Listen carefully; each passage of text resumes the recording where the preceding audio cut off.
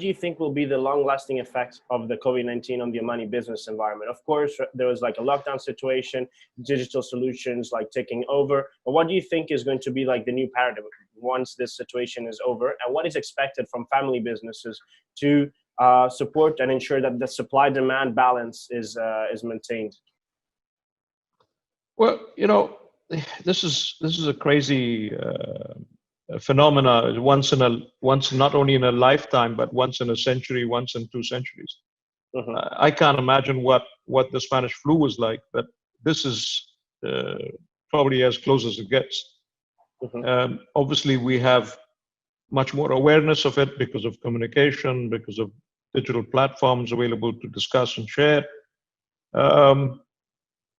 But I think going forward, this pandemic is really going to make a catastrophic change to the way we conduct ourselves, not just in business, but in social kind of interactions, in the way we pursue or perceive entertainment, whether it's sports, whether it's theater, whether it's cinema.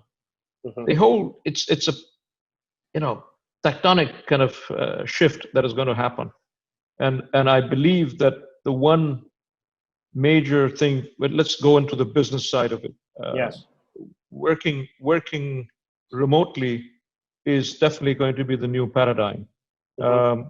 Working through Zoom, through communication, advanced communication systems, through live streaming, through video conferencing, I think that's going to be the new shift. Will this mean that there will be a resource allocation and resource crunch, or a resource glut? Absolutely. Resource from people point of view, from space point of view, from transport point of view, from all these things are going to have a new shift, and a new equation is going to set in. And as we speak and as we go forward, I think the next 6 months are going to be a huge learning curve, huge adaptation curve, a new adjustment curve for all organizations. And we too will have to look at it. Now, how do we keep the supply chain going? How do we make sure that the country is well provided for in terms of its necessities, and in terms of its essentials, in terms of its consumer durables? That, thank God, the transport system is not that badly disrupted. So we are able to do that. Producing countries in this part of the world, in the Indian Ocean, at the Arabian Peninsula, are still producing. But hopefully the lockdowns in terms of transport, logistics, supply chain will ease in the next few weeks, which is what we hear. And hence there should be a little better accessibility to food and produce.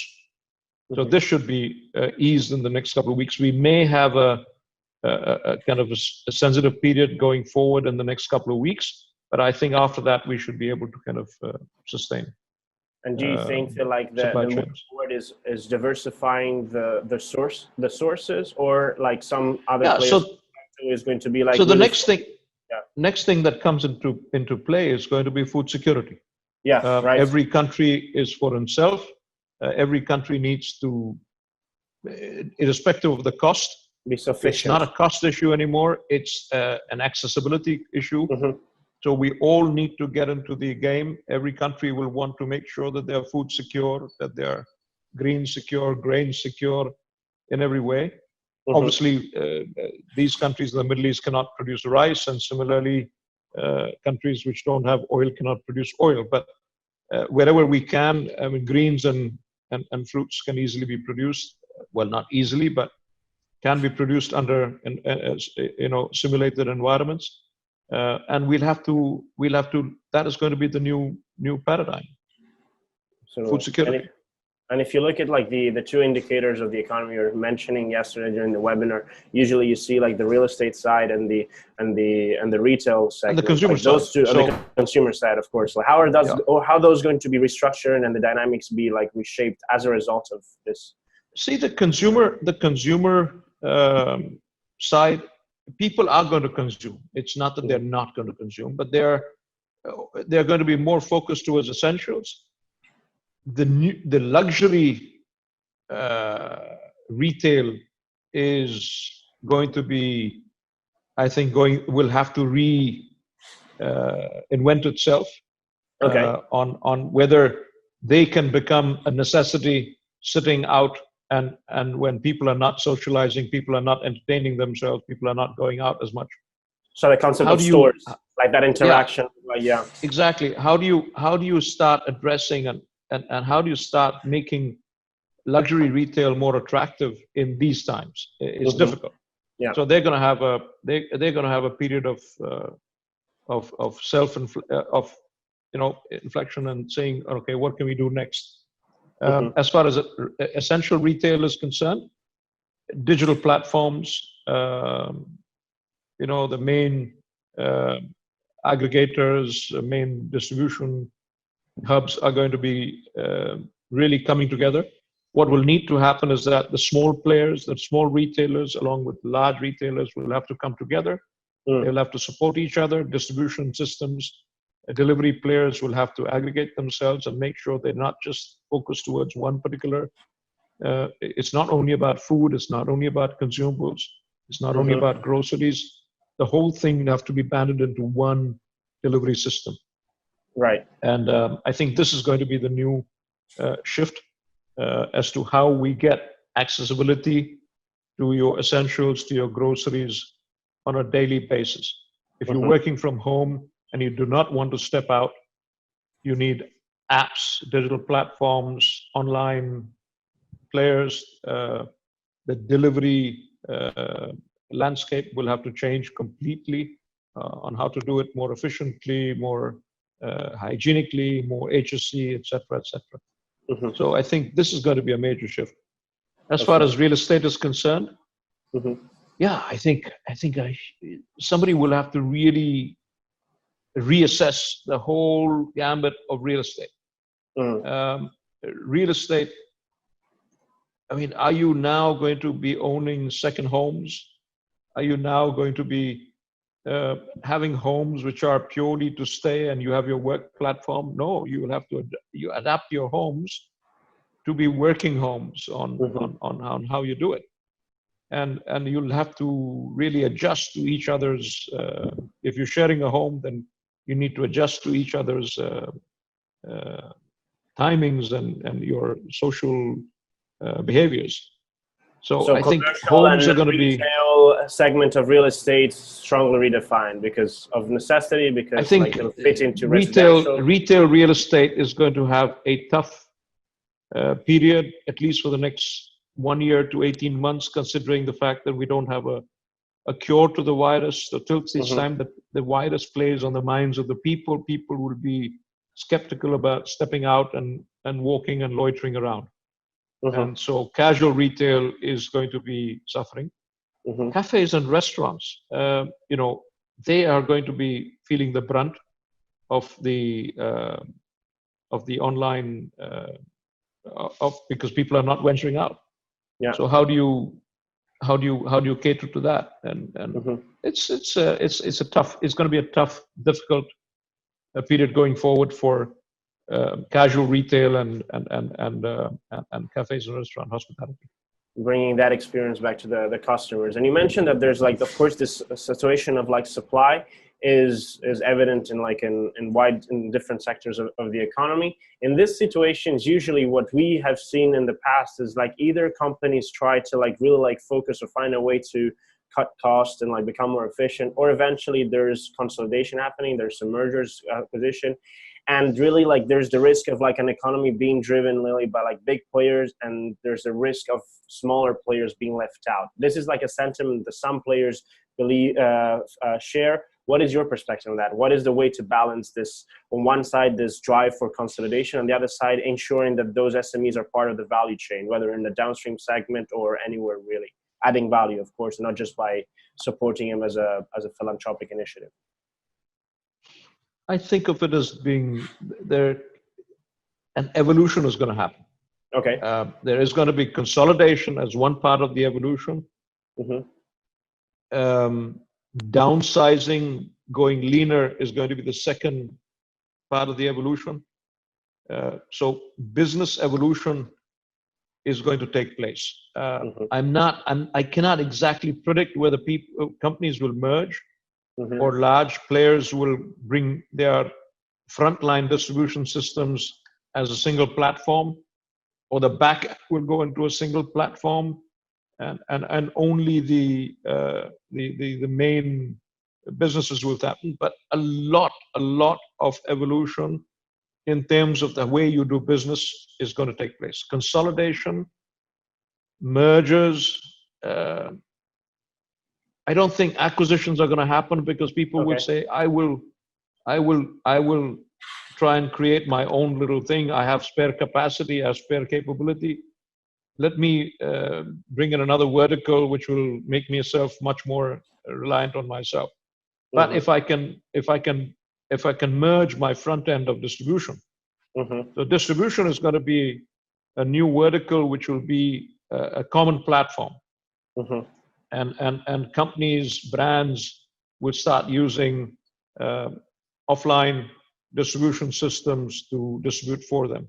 Similarly, backend 3PL, 4PL is going to be far more effective, far more in vogue for companies which are in the distribution business and saying, you know, I will outsource this particular side as well. And I think offshoring, outsourcing, 3PL, 4PL, and the front end distribution is going to be the new paradigm of how consumers and large companies are going to work. And if you go down into like the how eventually to like create and ensure that like there's a formation of strong, solid startups that then eventually grow up into like solid business, like where do you think like the main issue in Oman lies, and what is required from both private and public sector to ensure that that ecosystem is a strong, healthy, and then eventually contributes to the goal of Vision 2040 of having the private sector as the main economic driver? See, at this moment in time, it's going to be a difficult task of trying to find out what is the new business going forward. What is the new where is the green pasture? I mean, where is going to be the green pasture? That is going to be the thing. Where and what? And how big is that green pasture going to be? But if I were to just food, fisheries, agriculture, but all this going into this in a much more meaningful manner, which means value addition. You don't want to do commodity fisheries. You want to do high value fisheries.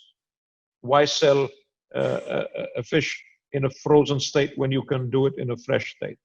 So we'll have to really start inventing a more productive, more efficient, more a kind of a more creative mindset to start doing various sectors, which includes fisheries and agriculture, start producing greens and grain, or greens and floriculture for specific markets, for specific consumption of a high value at more efficient, in a more efficient manner.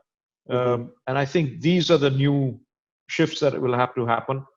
Oman has got a fantastic coastline, so whether it's shipping, logistics, offshoring for various companies to use Oman's free zones, fisheries, high value fisheries, whether it's prawn culture or fish culture, or whether it's processing fresh fish for exports, ready to eat fish products.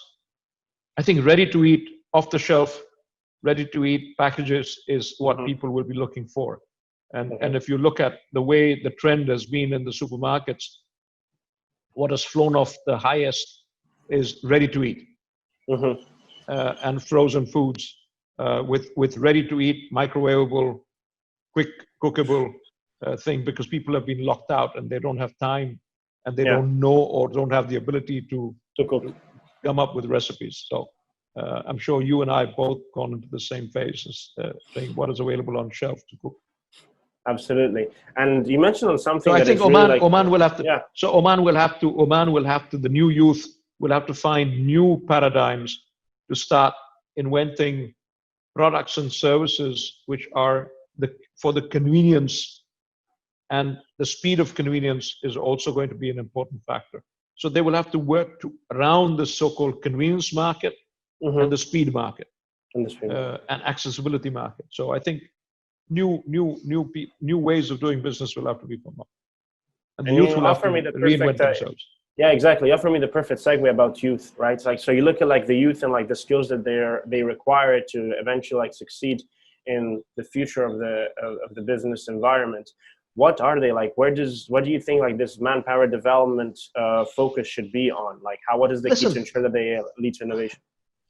It's very imperative that the skills which are being imparted right now are not the skills of the future.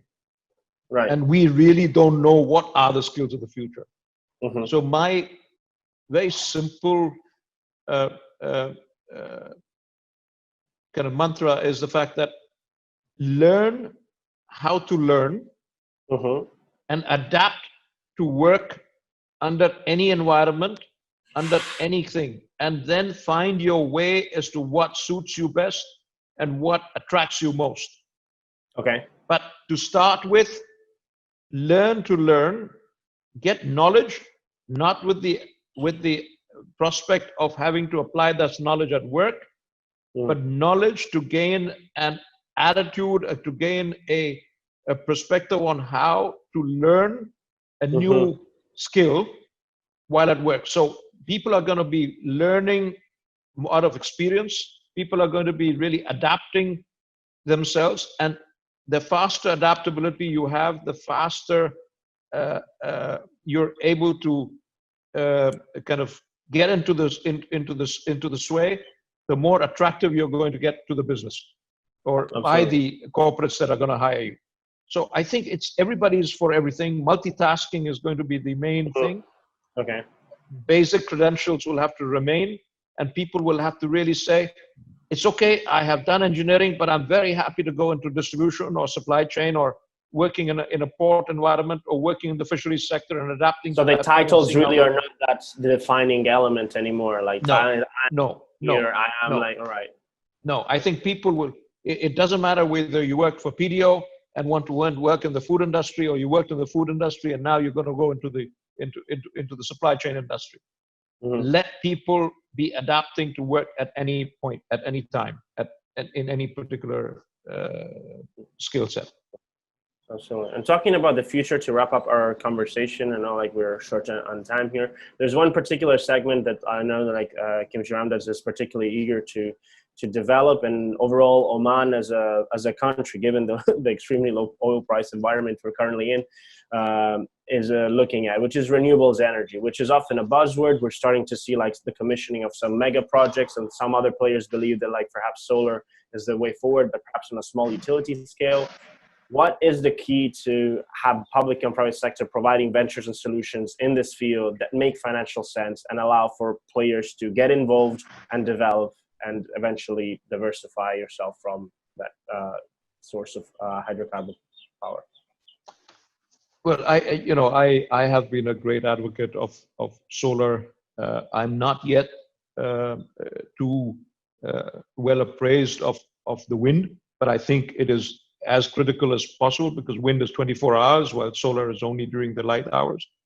I mean, you can also use solar with battery and with cells to go ahead and provide it, but that then becomes an expensive proposition.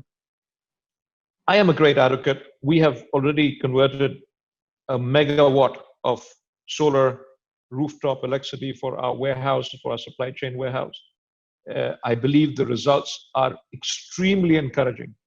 Okay. Which means that you can see that as Khimji Ramdas, we will first experiment on ourselves, on our own consumption, and see whether we can produce efficient solar power in conjunction with small businesses, small startups. So we have actually tied up with a startup company, young Omani nationals who've come together to provide this, and they got our first order, and they've done a phenomenal job. We are extremely pleased.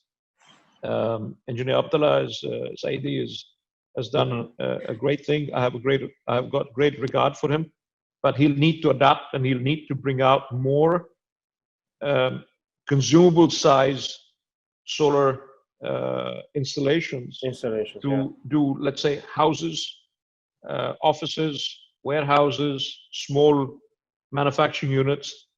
At least the consumption, the ready consumption, the daytime consumption can be taken care of that. It'll put a lot of relief on the utility companies who are and the government's investment in those utility companies going forward. So you first the residential commercial side of the if the residentials and a large part of the non industrial commercial units can start at least putting up solar shields on their rooftops to at least consume during the day. It puts a lot of, it relieves the large utility companies of their ability of their stress to kind of go and produce more. Also, it relieves the country from consuming its hydrocarbon resources for utilities when they should be doing a lot of value-added production, downstream production on hydrocarbons, which going forward. So I think this is something which is something like the future. And if you have to give me like 3 punchlines on your strategic priorities for the remaining of 2020 as Khimji Ramdas, what would they be? And also, like, if you can give us some insight on what this Technological Innovation Committee and like what is Oman's decision makers are looking at like right now as the strategic priorities for 2020, and if there's any alignment. I'm not a genie to tell you what are my what the decision makers are going to be thinking of. It's their call. I'll leave them to kind of take a decision on that. But I think we are very aligned. The business has been aligned with the government. The government has been very forthcoming in their limited manner in terms of how much resource they can allocate towards businesses for surviving through this very crisis. We've had 2 impetuses so far, and we're hoping that going forward, this crisis will stabilize or at least start reducing so that we can get back to our normal life. 6 months, 1 year's time, we'll see how it goes on, but we'll have to survive this 6 months, which is the first 6 months, which is the first part. So as far as my company is concerned, I just hope that we learn to adapt, go lean, and adapt a culture of having to work from home in a more kind of on-off manner, whereby you may be required to come into work on certain days, and certain days you may not be required to come to work. So the work pattern is going to be very, very different going forward in the next 6 months to 1 year. Right. Companies cannot sustain the kind of costs that they have at the moment. Downsizing and at the same time being productive or effective or meeting your customers' requirements is going to be extremely important. So we can't downsize to the effect that you start affecting your serviceability. So downsizing and leaning and a lean organization. So more lean organizations and adapting to the new work culture. I think those are the 2 main punchlines. Absolutely. Perfect. Well, thank you very much, Mr. Pankaj, for being with us.